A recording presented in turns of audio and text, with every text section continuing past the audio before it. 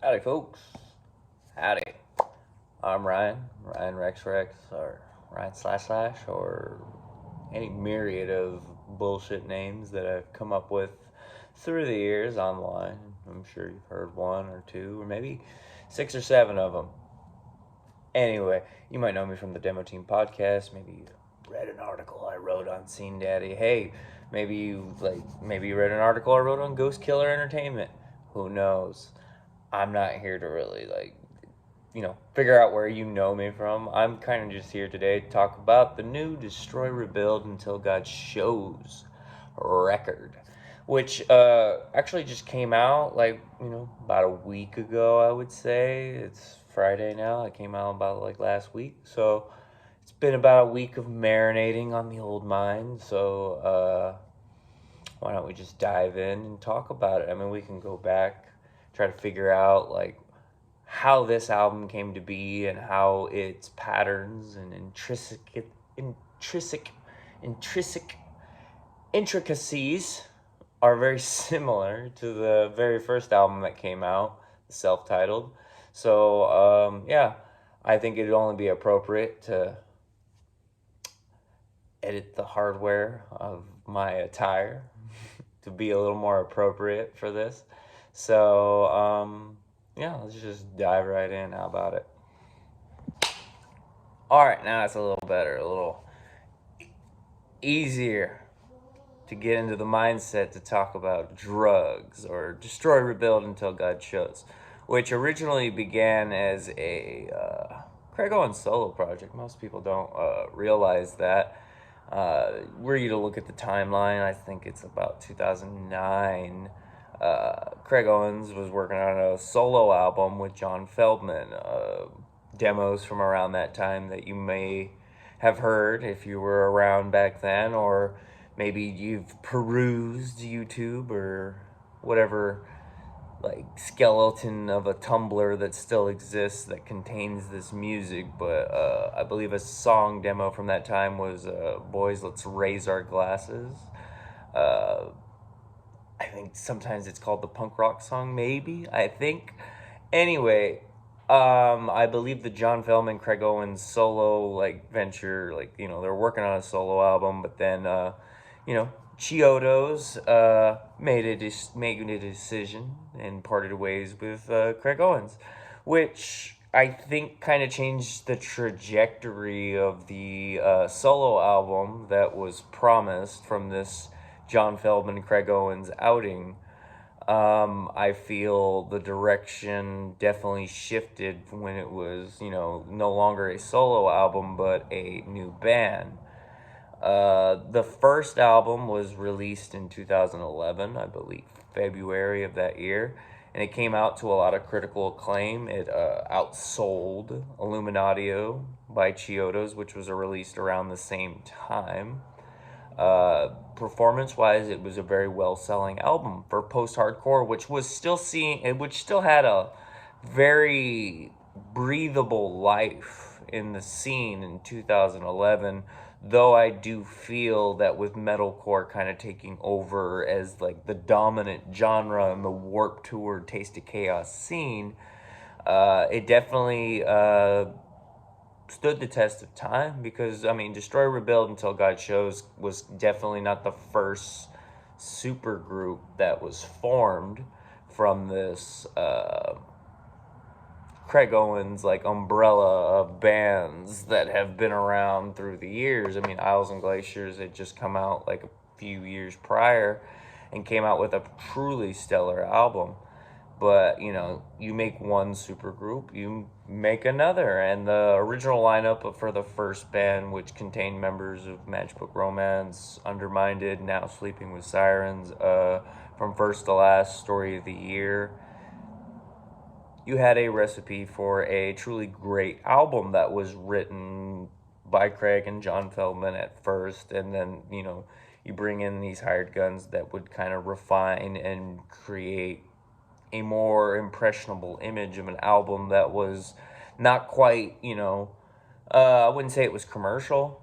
It was definitely more radio friendly, if that's the term, than say Chiodos' prior albums had been, which had been more like, you know, I mean, their first All's Well That Ends Well was definitely a experimental post-hardcore album for its time.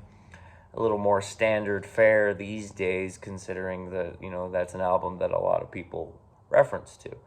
But Drugs' first album was definitely an interesting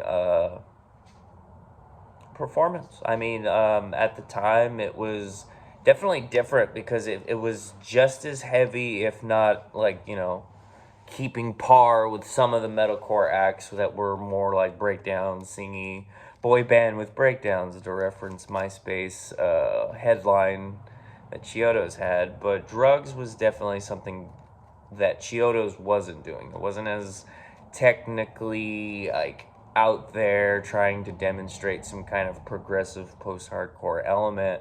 I think it definitely lived and breathed a very digestible, palatable sound that people could enjoy in 2011, when post-hardcore just didn't really have like a whole lot going on for it. I mean, Dance Gavin Dance's Downtown Battle Mountain 2 came out the same year, and while a totally awesome demonstration of like instrumental and vocal prowess,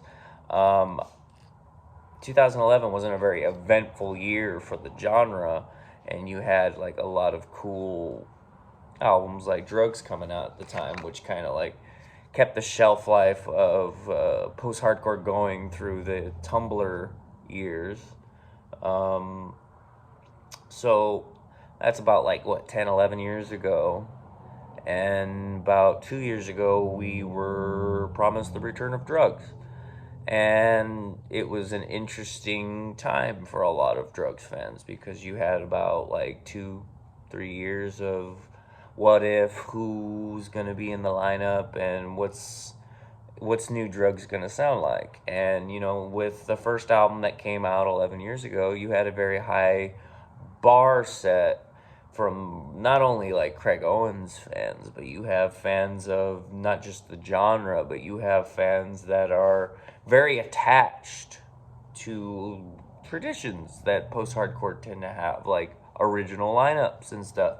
And from the get-go, it was established, you know, if you're a peruser of Twitter or, you know, social media of any sort, you would find that, you know, the original lineup said they had nothing to do with the new album. And for those familiar with how Drugs folded up, that should come as no surprise. If you've listened to Shade Told's podcast, it should come to you as no surprise that some don't look at the original run tours of stuff that Drugs did in a very favorable light. And I feel like the bubble of post-hardcore bursting, and just that many talented folks in one room who have all led different levels of success and have done things differently and, you know, achieved success their own way, that, you know, an album that had arranged for such a lineup, you know, it's hard times. You know, you can't expect everybody to want to work together after 9 years. You know, it's 2 years ago. So it's just like, you know, times change, people have new jobs, people are busy. You know, their old bands of the original lineup, they still have stuff to do. They still have music to listen to. I mean, they still have memories of that. And it's just like, you know, you see them share Jersey Shore references. That is definitely something that old time fans can connect with and realize that, you know, that was a special time for a lot of people. And it's just like, it's one of those things, you know. When Drugs folded up, it was contractually obligated kind of to fold, because that's just the deal that was made with the lineup and all that. So with this new album, you definitely had a shift and a change in perspective. It's been about 10 years. Sound design changes. Everything about music has changed, especially for post-hardcore. Because back in the day, post-hardcore, it was definitely... Shut up! It's definitely post-hardcore back in the day was different I'd say 10 years ago, 11 years ago in post-hardcore, being noodly and progressive, having progressive elements was not as important or just not as highlighted because, bands that were more ambient and trippy were kind of like just Chiodo, Circus Survive, and you had the Fall of Troy, who was doing things that like bands like Coheed and Cambria were at the time still doing, and bands like Dance Gavin Dance were still providing. But I feel today in the modern scene of post-hardcore, I feel like I definitely see a lot more activity on the progressive end of post-hardcore than I would the traditional roots of post-hardcore. While I feel post-hardcore is definitely not a genre that has the same shelf life that it once had back in the early 2000s when bands like The Used, Thursday, and AFI, and My Chemical Romance were kind of just like MTV household names. Anyway, the world of post-hardcore has definitely evolved and changed. And while I feel like the emo scene culture definitely is a little more festive, alive, or adamant on existing as it does today, I feel like 10 years ago it was definitely on a decline as MySpace kind of just stopped being so important to so many people because, high school ends, college begins, people change and grow. And I feel like that definitely did happen with post-hardcore. And nowadays I feel like there's enough nostalgia behind. Post-hardcore definitely has changed, and with the new Drugs record, I feel like there's definitely something there for everybody, considering that the sound for Drugs, I feel on the first record, was a kind of a reflection of the prior 10 years that had come before it. I'm like puppy sitting, so like this video is definitely something that's going to be juggled while I do things in the background. No. Oh, bother. The new Drugs record is definitely something that I feel longtime fans of, not just this band or any of the associated bands of any of the artists involved, because new Drugs record was basically written with Mitch of Varials. If you check the production credits all over this album, he's all over it. And I feel like Mitch definitely brings a very subdued element to the album that allows the brilliance of Craig Owens as a songwriter to kind of like show. And I feel like there's definitely like tracks that highlight like Jonah Weinhofen's like ability as a guitarist, while I definitely feel like he is holding back in some regards just based on his previous work and stuff. I feel like with this album, I feel like they're making choices to kind of steer the ship, because 2 years of pandemic, what band is not going to go out of its way to try to make sure that this record gets heard? And while I do feel like the new Drugs record definitely takes some safe precautions to make sure that this album can be heard by as many different people as possible, because there's definitely a collection of songs on this album that are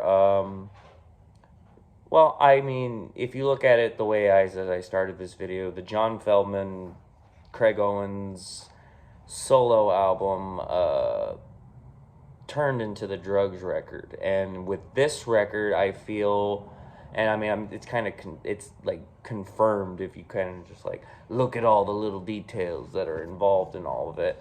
But this Drugs record definitely feels like the Bad X Channels record that we were supposed to get. And I know it's Bad Channels and the X is silent, but you know what I'm talking about. Craig Owens' solo project after the Chiodo's Devil album turned out to be a EDM, R&B, kind of lo-fi trap hip-hop project with lots of, singing and EDM elements. And a lot of those elements are prevalent all over this Destroy, Rebuild Until God Shows record.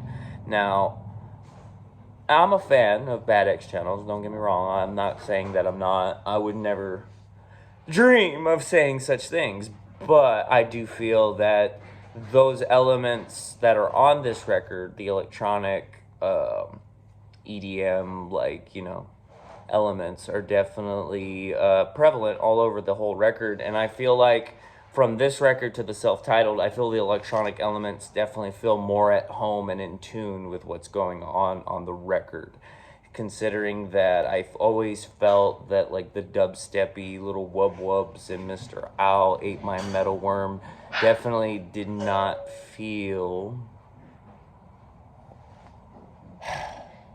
Hey! While I always felt that the electronic elements on the first Drug record definitely felt a little I don't know, thin, like tacked on maybe. I don't want to like say it in a negative light, but I always felt that the electronic elements on the first record, unless they were like in a violin or like, toy box manner like they are in Graveyard Dancing, I always just kind of felt like they weren't the best representation of a electronic sound. Now, maybe that's because it's a bunch of post-hardcore dudes trying to replicate what was popular at the time, or just trying to create their own version of it. I always just felt like the first Drugs record always had, like, the electronic elements in some regards were a little thin and didn't have like 808 drops and like big bombastic larger than life feelings. On the new record, Destroy Rebuild, I definitely feel the electronic elements are a little. I always felt like the electronic elements on the old record, compared to the new, now that I've had a week to digest it and just kind of like mull it over, I feel like the electronic elements are definitely have a lot more breath in them. They're more full. There's definitely more of a wall of sound designed around the electronic elements, which I feel kind of work to the benefit. Which I feel work kind of to the benefit of this album. I feel like a lot of the stuff that this album does well, it does very well in the electronic regards. As a post-hardcore record, I feel like it's definitely serviceable. It does everything that a post-hardcore record should. It has those big blaring moments of like deafening, like hardcore, like punk rock elements that just kind of like say, I could say elements all day. But what I'm saying is, like, it has everything that checks the marks of a post-hardcore record. It definitely checks all the boxes for what a post-hardcore record would need, whether it be like the soft, somber moments with like introspective, like freaking heartfelt moments. It's got those, and then it has like the complimentary, like heavy as fuck, all borderline, like hardcore metalcore breakdowns that just like hit like a ton of bricks, like that are just decorated with nails, and they cut through, and they definitely leave a lasting impression. I can understand, like, I've kept my eyes on the internet the last week, and I can understand where people come from in regard that they feel that this album isn't as riffy than the previous album. And, I don't think that's a knock on quality or talent involved. I think that was more of an aesthetically style-based choice, given that Mitch of Varials and Jonah Weinhoffen are both very accomplished like musicians, and they're fully capable of giving that riffy style, maybe not on the level of like, say, like a Thomas Eric where it's all hammer-ons and pull-offs, but I just don't think that has ever, I don't think the progressive post-hardcore like riffy noodly thing has ever been it's never been a Drugs thing, I don't think. I've never felt that like being noodly, riffy, and just like, I never thought that was Drugs style. While I definitely feel that Drugs did have some like very cool signature, like, leads and riffs and shit, and like Matt Good definitely brings a lot of that on the first album. I feel that definitely that is something that is more of a Chiodos thing. And I feel like with Drugs, it has always gone out of its way to not be Chiodos. And while Craig Owens has definitely used songs that were once a part of the Chiodos discography with Thermacare and The Only Thing You Talk About, which is a live staple to this day. I've never, you know, even the album in question with Matt Good on it, I don't feel that is the most riffiest album that there is. There's tons of power chords on it, and like, lots of, I never felt like it was super riffy to begin with, whereas, it definitely utilizes a lot of power chords. And I feel like Drugs has always gone out of its way to kind of differentiate itself from Chiodos, which I would think is a definitely very riffy heavy band. And you can listen to any one of those instrumentals, and there's tons of like guitar work that is highlighted throughout. And even on the last record with Nick Martin and Matt Good, I don't feel like riffs were ever at the forefront. I've always felt that Drugs was kind of a showcase for Craig Owens to kind of just demonstrate what he is capable of doing. Now, that is not to disregard the importance of the people that stand behind him on stage or in the production booth. It's just like, who owns the copyright, right? I'm just kidding. But you know what I mean? It's just like, it's one of those things where it's definitely, every band has a leader, and this is something that, Craig Owens shifted from a Bad X Channels project to a Destroy Rebuild Until God Shows. My thoughts on that would be, I feel Bad X Channels had probably run its course. He had done everything there was to do with that, and with the 100 Gex Fall Out Boy kind of feature, I feel like Craig Owens put his foot back into the race of post-hardcore. And I feel like shifting a Bad X Channels into a Destroy Rebuild Until God Shows was a smart business move, because it's kind of just keeping your ear to the ground and kind of seeing the lay of the land. I don't think anybody could have predicted that pandemic would have happened, but I definitely feel that everybody in like 2019 could kind of see that emo scene culture was on the upturn with the announcement of bands like My Chemical Romance coming back, and just the general like energy in 2019. I mean, I believe 29 scene was a thing, and just a very active culture from emo nights to just like, I'm sure the rumblings of When We Were Young festival were around back in those times without it being announced, given that everything that gig that went on for like those 2 years. But I feel like a Bad X Channels album probably would not have it probably would not have fared as well, unfortunately. While a very talented project, I don't think it ever dug its heels into a market the same way that a Chiodos or a Drugs had. And with the changing of times and just general shifts in music scene, I don't think it would be derogatory to like say that it was like, dude getting out of Dodge, or, I don't think it was. I think it was just kind of like figuring like, shit changes. And I feel that shifting these songs with a post-hardcore element actually brings more life into these songs, because The Longest Road on the record used to be called Memory, which, if you hear the old one, it's just kind of like a EDM trap style beat, very ethereal, very ambient, but with the post-hardcore elements added into it. While the song structures have definitely been shifted around, there's just changes in verses and the way like the delivery is given.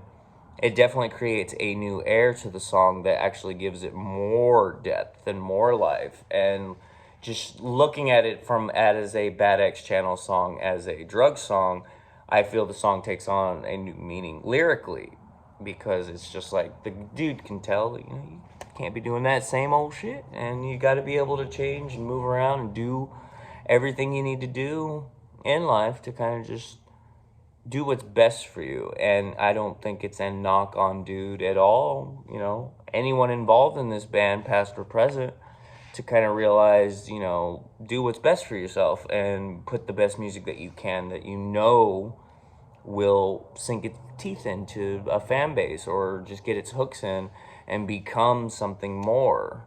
And while I feel Bad X Channel's always performed optimally, while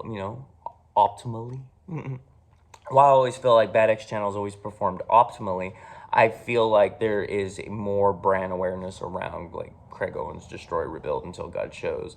And while I'm sure there's plenty of people that would love a Chiodo's reunion of some sort, I just don't think that's in the cards when it's very well known fact that everyone from that lineup is retired. They enjoy the simple things in life, like being able to support your family, which a music career sometimes cannot.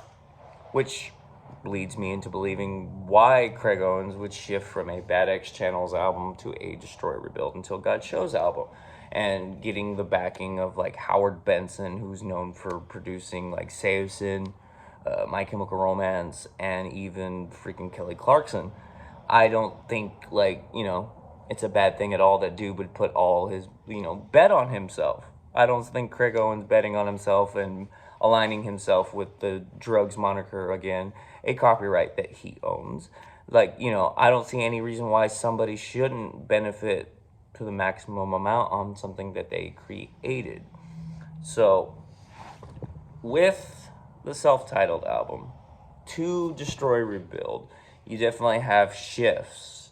One definitely feels more like a reflection of the past 10 years of when it was dropped, to this one feeling like a kind of a reflection of the past 10 years.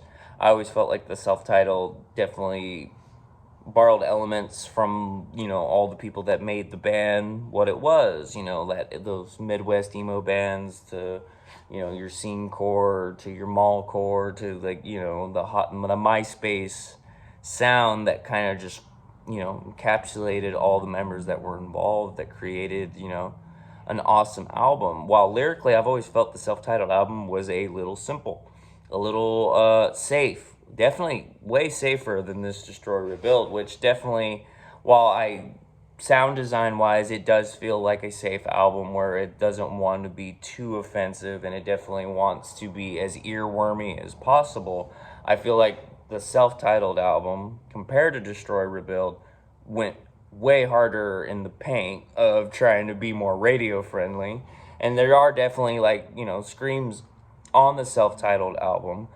I definitely feel like those moments are chosen a little more carefully to be placed, which I think worked to that album's benefit. It sold a shit ton, and it's still lauded and praised and remembered fondly to this day, and for good reason. I just feel with the new record, there are definitely more moments given to breakdowns. There's more moments that are prolonged.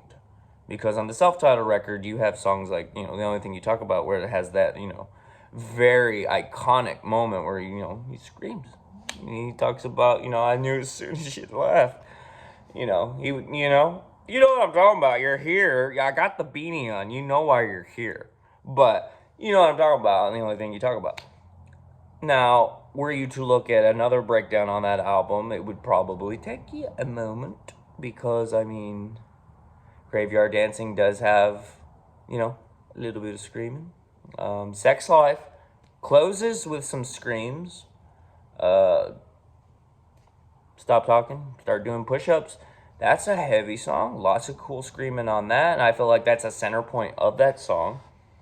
But it's definitely not the highlight of the song. It's not like the whole song is a breakdown. Whereas I feel like songs on the new record, like Gravity, which is my personal favorite because I feel like it's probably one of the heavy songs on the album that kind of highlights the excellent riffing abilities of the people involved.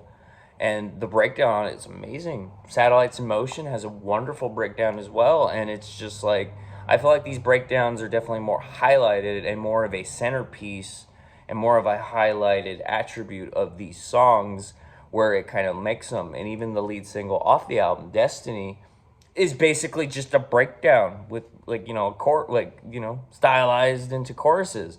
And while it's definitely not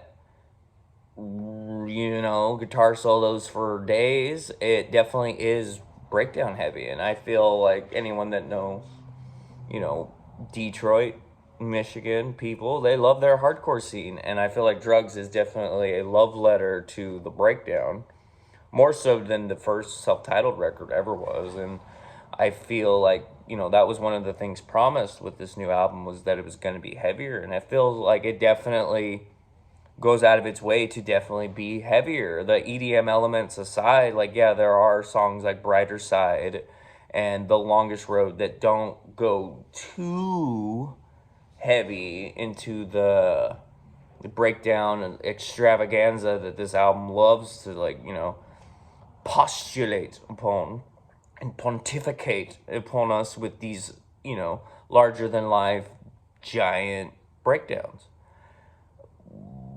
The EDM elements, I know there are people that, just stray away from that, and they don't want that in their post-hardcore. But as someone like me who grew up with Scary Kids Scaring Kids, Sky Hates Airplane, from, Horse the Band to everything in between, I love EDM elements in post-hardcore. Any core music can put EDM elements into it, synths and all that, and I'm in hog heaven. And I think longtime fans of Craig Owens would probably just be bliss that there are sounds that sound similar to not just Graveyard Dancing, but like Viola Lion or, Isles and Glaciers. There's tons of elements, that sound like that. And there's even pianos for Chiodos fans, which I feel like there's tons of little Easter egg reference, winks that kind of like call back to the past of Craig Owens. And while I definitely feel people's main complaint that I've read and seen is the lack of riffs, I would say just look a little harder, because while Destiny, prefers its chugginess, Waiting on You is just full of great riffs. I think that is probably the riffiest song on the album. So for anyone that has been trying to been warned away from this album because there are no riffs, bro, there's riffs. Don't worry, they're on there. I just feel like they are just part of those Easter eggs and references. I don't think they were a top priority when this is a project that started as, Bad Channels, which was, a Craig Owens driven project, which was the voice. Craig Owens' voice has been able to, carry him through his career, and, good for him, because it's like one of the, it's one of those things that he takes care of. And it's, if it pays the bills, why wouldn't you, try to put your best asset forward? And in this project, I feel like dude's bet on himself and delivered a very powerful, strong record. And lyrically, I would say that this album is on par with, Devil, where that it is it's not chock full of Shakespearean references. It's not crammed to the gills with, Bukowski, references night and day. I feel like, hell, I think there's more post-hardcore references with, metalcore references with, All That Remains and Senses Fail. There's definitely little winks and nods in there to kind of, showcase the past, 20-something years that this dude has been, a part of a music scene that has stood the test of time. And I think that Drugs is definitely that. While I don't think they went out of their way to highlight themselves as a super group, because I feel that probably was one of the detriments of the original lineup, which led, it doesn't sound like from any interview I've heard, I don't think anybody's going to go out of their way to talk shit and, carry on 10 years after the fact. But I definitely feel like that kind of pressure of a label like Supergroup definitely could have weighed heavily on the, on the lineup, because it's you have to meet so many demands, you have to be at so many freaking, abilities to entertain and just perform at a different level. And if you're supposed to be a super group and, and not everybody's meeting eye to eye, one of them things can definitely happen. But I feel like with the new Drugs record, they just wanted to focus on just making a really good album. And I don't think anyone's gone out of their way to try to, like, make anything other than the music the most important aspect. And with strong lyrics, you'll see probably folks be like, oh, they're so cheesy. But it's just like, dude, it's post-hardcore. It's emo elements. And if it's not cheesy, it's like, what are you here for? Like, it's supposed to be heartfelt. It's supposed to be an exposure of the soul. It's supposed to make you feel something. And if whatever you think is cringe or cheesy or whatever, maybe you should just evaluate the fact that maybe that's just an emotion you're not happy with. And it's just like, that's kind of what this music's all about. This is a guy that's obviously going through something very emotional. It seems to be, like, lyrically, there seems to be a lot of elements of things, romances and relationships not working out, and bands of gold and all that. Things change, people change, emotions change, people's placements in music change, people's perspective on what this whole rock and roll career can be changes. And I feel like a lot of those lyrical elements, like, definitely touch on that, and in a very, like, more well thought out way than I feel than on the first record, the self-titled, which I felt was a little more basic in its lyrical delivery. And I feel like it definitely kept a lot of stuff close to the chest and tried to keep it as simple as possible, as earwormy as possible, so that people would remember these songs and that it would, get stuck in their head more, and I feel like with this new record, there are a lot of, like, there are a shit ton of choruses. There's a lot of hooks. There's a lot of things to try to, like, make you want to listen to this song again, and they definitely go out of their way to do that. I would recommend Destroy Rebuild to anybody that is a fan of post-hardcore, or if they're a fan of Craig Owens, Chiodos, Isles and Glaciers. If you're a fan of I Killed the Prom Queen, All That Remains, Bury Your Dead, there's something for all the people involved, even Burials.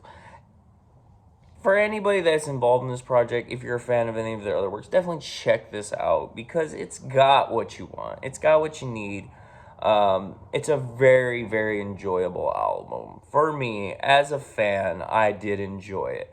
Are there things I would change? Probably. Definitely. Maybe. I definitely do think, it could use a little couple more riffs. While I don't think it would, it's not detrimental to the album where I'm just like, I don't want to hear this. I wouldn't say that at all. It's just like, I think it's one of those things where it's just like, I want more. Of course I want more. Why wouldn't I want more? I'm a fan.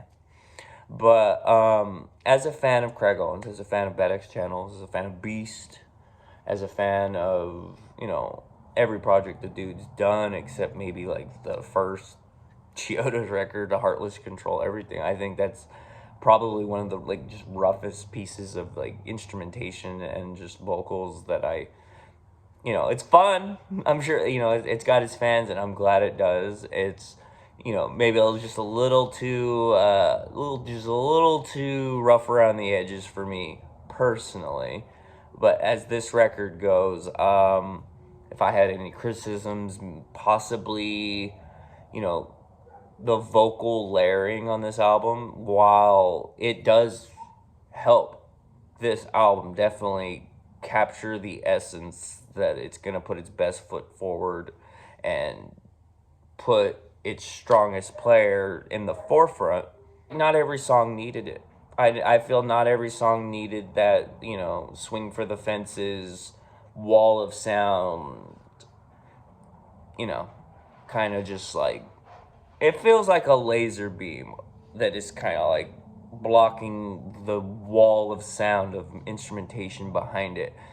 And I feel like Craig Owens as a vocalist is strong enough to kind of not be as, like, layered up for his songs. I mean, all his previous work speaks for itself, and hearing these songs live, and you can, from the demos and stuff, it's like, he didn't need to have his vocals layered so much, and maybe it's just a preference thing from years of hearing him with not like, 15, 16 vocal layers on top of each other. His voice carries, a lot of emotional rawness and like resonance to it that you kind of like watching it bleed and blend into the tracks around it, with this vocal layering that, aesthetic choices that Howard Benson possibly made in light of, many more years of expertise in music than than I have. I mean, they're probably going for an aesthetic that will capture more attention and more eyes that possibly would not have been as attracted to a Chiodos or an Isles and Glaciers, because it's not like, this is a new project. You want it to capture as much attention as possible. So why not try to attract people that aren't, that have no idea who Craig Owens is? And if you make this voice as big and as booming as possible, while, why not? Why not do something different? And I feel like that is something that is very important on this Destroy Rebuild record, is it does do a lot of things differently than have been done in prior Craig Owens projects and prior, I feel like he definitely did something that was out of its way to be original and fresh, because the vocal layering is definitely something that he has never done in the past. And I feel like with Bad Channels, it is a reference to that, which I feel in Bad Channels, the instrumentations and, the beats, the instrumentals were simpler to highlight the strength of the vocalist behind them. And with Drugs, I feel like there are reservations made, and like some moments where the instruments hold back to kind of highlight their, the key player and all this. And there's nothing wrong with that. I don't think there's anything wrong with that. While I feel like as a fan, I'm always going to want like nostalgic classic vibes. Those songs already exist. Why not do something different that hasn't been done before, that can capture a new audience, that can capture a new fans and old fans alike in a different light? Because I feel like this record, it wants to be different than the first record, because what's the point of doing the same thing over and over again? If you're not trying something new, you're doing something old, and then what's the point? Especially if you want to be long-lasting in the genre of post-hardcore, because there are bands that do the same thing over and over and over and over again, and they get the same results. And I just feel like for something like that to be successful, you have to be around all the time. Drugs hasn't been around, and I feel like with this, you have to play it both safe and you have to play it both risky. You have to do something new and fresh to keep people that are old school captivated and entertained. And I feel like this new record definitely does that in mass quantities. There are definitely a lot of new, interesting things on this album to check out for old school fans, for fans of the genre, for fans of metalcore from the last 10 years. Like, there is tons of stuff in here, little nods, references, and sound cues, and just stuff that, like, you can find some joy in. If you're not a fan of Craig Owens, this might not be for you. If you're not a fan of, if you're more of a fan of Cinematic Sunrise, maybe this album isn't for you. If you're like a longtime Craig Owens fan and you only listen to his solo stuff, or you only listen to Bad Channels, maybe this record won't be for you. If you like freaking Elysia or Job for a Cowboy, Doom EP, hey, you might actually find something in here that you like, because there are some cool, very cool stuff that's done here, but maybe it's not for you. But for me, for someone who's a fan of post-hardcore, fan of Chiodos, fan of the first Drugs record, and just a fan of music in general, whether it be EDM or core music, it's got all that. It's got good stuff, and I'm definitely a big fan of this record and cannot recommend it enough. I don't give ratings. I don't give stars or whatever. 2 thumbs up. How about that? Siskel and Ebert style. Enjoy your day. Thank you for watching. And hell, maybe I'll do another one of these. I did this one just because I was in the drugs cartel forever. I got this bullshit. Oh, wait, it's on this side. Sorry. See, I got this, and I got this. It's just one of them things, man. I'm a fan, and why wouldn't I be? It's been there for me. I'm a big fan of drugs. I'm a big fan of Craig Owens, and, you know, as a bipolar person in this world, we don't got many, you know, openly bipolar people that speak out on their mental illness. And for me, it was, you know, a given. I mean, if I, you know, we all want to like connect and feel close to people, and having music out there that kind of illustrates how a person like myself can feel is just awesome. And that's what this, you know, this record does. It's awesome emo confused person music, and to me that's what I love. And it's erratic. It goes from highs and lows to heavy to soft, and to me that's all I ever want out of a drugs record. And I hope there will be another one. I hope I don't have to wait another 11 years to get one. I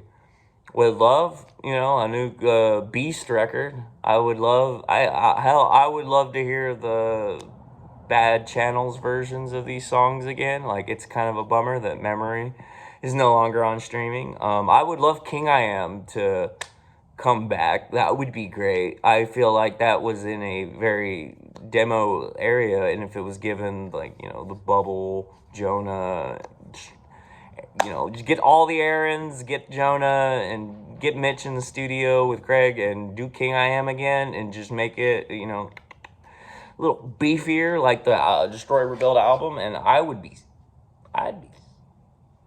be happy. Hell, man, do Teeth the size of piano keys. Chiodos don't got it. Why not you? But I hope that drugs sticks around this time. I hope, you know, if not, shit, man, it's another great album that'll, like, you know, be around for us to listen to. I'm not bummed about it. Can't wait for more tours. Can't wait for more shows. I hope that this sticks, because it's been a fun couple years watching it being built. I wonder what's next. I'm out of shit to say. You guys like chicken? I like chicken.